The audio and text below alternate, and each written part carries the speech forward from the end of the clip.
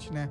O inconsciente é uma parada muito louca. Você deve ter estudado bastante sobre inconsciente na faculdade de neurociência. Na faculdade de psicologia que eu fiz. Psicologia. Psicologia na USP. Eles lidam, tem um curso sobre... Tem uns 200 cursos sobre inconsciente. Eu acho que é só uns 50%. O inconsciente é muito louco, né, mano? As pessoas não tentam entender muito sobre ele. Eu acho que é o contrário. Eu acho que o inconsciente é tipo a bola da vez.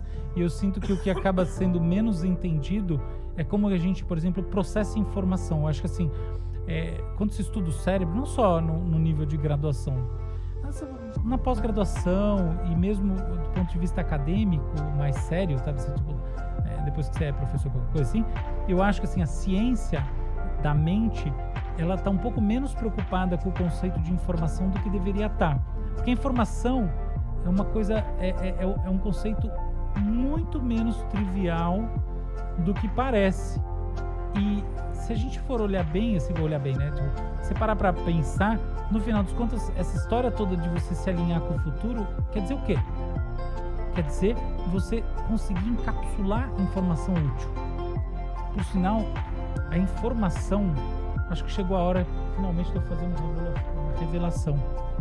E é uma revelação crítica. Eu conheço o demônio. Caralho, realmente? É o demônio de Maxwell. Ah. E é um demônio da informação. E é o seguinte, olha só.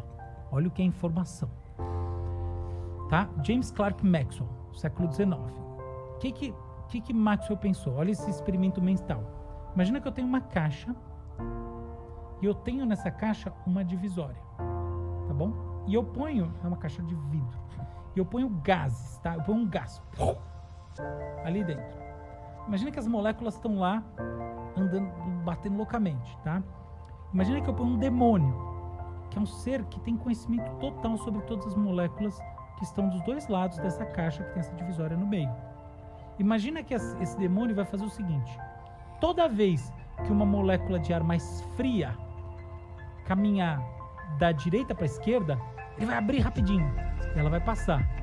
E toda vez que uma molécula mais quente vier da esquerda para a direita, ele vai abrir rapidinho e ela vai passar. Com a mera informação, o que o demônio vai fazer? Separar o gás quente do gás frio. Pensa na prática o que é isso. Eu peguei uma coisa que estava totalmente bagunçada e eu criei uma geladeira e um forno.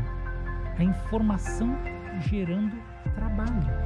Esse é o demônio de Maxwell, que é a ideia, em última análise, de que o conhecimento sobre alguma coisa é uma capacidade de operacionalizar essa coisa. Na verdade, no século XX foi demonstrado uma coisa que bota isso em questionamento, mas não importa. O que importa é o seguinte: existe hoje em dia estudos muito interessantes sobre motores moleculares movidos a informação. Caralho. Existe inclusive uma discussão sobre a informação como o quinto estado da matéria. A gente tem, né, o sólido, o líquido, o gasoso, o plasma, tá? Então, por exemplo, no neon tem plasma, nas estrelas tem plasma, e a gente tem um outro estado que é meio, não importa, meio complexo. Não tem com palha isso não, né? Não. Tá. Isso tem a ver com o que é a natureza da informação. O que ela é? O qualia, né, que é a experiência das coisas, é um tipo de informação. Mas existem outros tipos. Eu saber a posição de um gás num determinado lugar é uma informação, certo? Então, o que acontece? Esse quinto estado, ou sexto, se a gente falar do Bose-Einstein, que é um estado que não importa agora, a ideia de que a informação é um estado da matéria, muda muito o que a gente entende sobre o próprio cérebro, sobre o mundo. Porque a gente está numa sociedade da informação.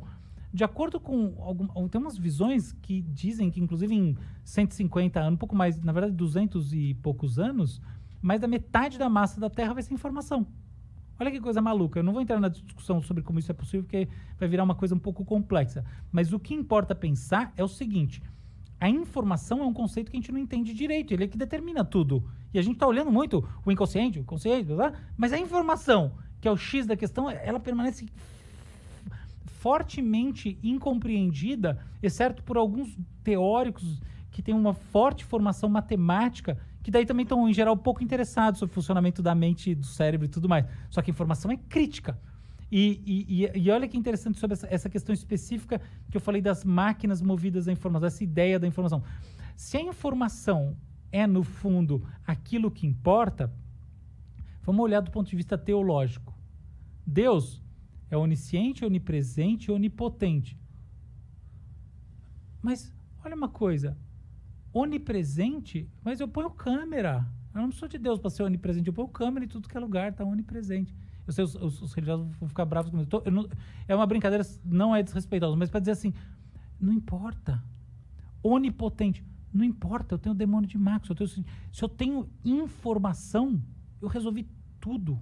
Ou seja, onisciente resolve tudo, de acordo com o paradigma moderno, contemporâneo. Por quê? Porque no final dos contos, se eu sei o estado de todas as informações do mundo, eu resolvi o problema do livre-arbítrio, eu resolvi o problema de tudo que vai acontecer no mundo.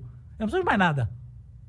Entende? A determinação do mundo está na própria representação do que é informação, porque a informação é esse próprio estado do mundo. A informação não é a gente tinha essa visão anterior. Quando se cria esse conceito, na minha visão, essa é outra ideia que outro dia eu fiquei pensando sobre ela, essas inutilidades que eu faço na minha vida, esse tipo de coisa foi criado numa época que o conceito de informação era outro. No conceito de informação hoje em dia, que é isso que eu acabei de colocar, um dos conceitos que eu acho que é o que está evoluindo mais fortemente, tá?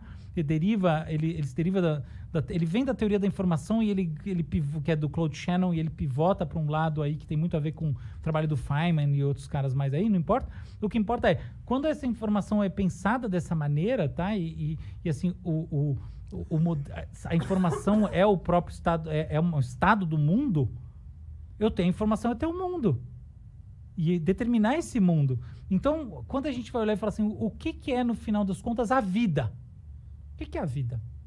Bom, a vida eu posso dizer assim, a vida é uma estrutura replicante que existe num ambiente no qual ela se diferencia, porque ela tem características que a gente chama de bióticas, e esse ambiente é abiótico. Posso falar esse tipo de blá, tá? Que porra é biótica, cara? Biótica quer dizer que é biológico, abiótico quer dizer que não é. É uma blá, não quer dizer nada disso que eu tô falando. É que nem dizer assim, o que é o cérebro pensando? Atividade numa área, na outra área, isso não quer dizer nada. Isso que eu falei. Isso é onde aconteceu, não é o que aconteceu. Por isso que eu estava falando da questão das votações, do que é a consciência, que é outra esfera de discussão. Aqui é a mesma coisa. Vida, essas coisas não quer dizer nada. Agora pensa o seguinte, olha só. Eu tenho esse estado do gás que está bagunçado. Eu tenho aqui o demônio de Maxwell sentado em cima da divisória.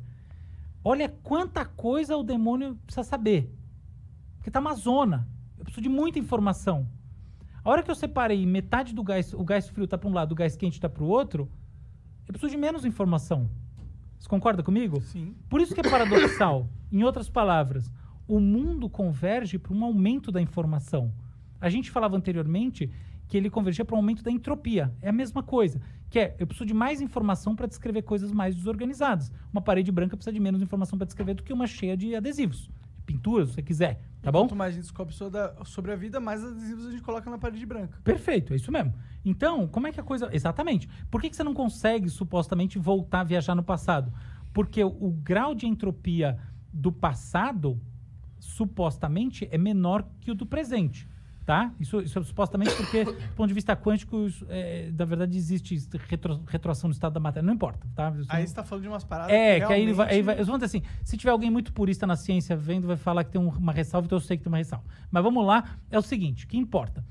Em geral, o que eu quero dizer na prática, o que eu quero dizer na prática é que o estado do mundo presente tem mais informação, eu preciso de mais coisa para descrever ele.